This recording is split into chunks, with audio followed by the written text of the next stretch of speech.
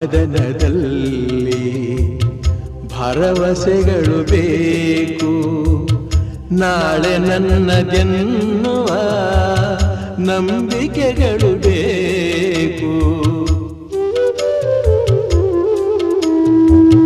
ಜೀವರಾಶಿಯಲ್ಲಿ ಮಾನವರಿಗೆ ಆದ್ಯತೆ, ನಾವೇ ಮೂಢರಾದರೆ ಜ್ಞಾನಕ್ಕೆಲ್ಲಿ ಪೂಜ್ಯತೆ. ಇಲ್ಲಿ ಈಸಬೇಕು, ಇದ್ದು ಜಯಿಸಬೇಕು, ನಾಗ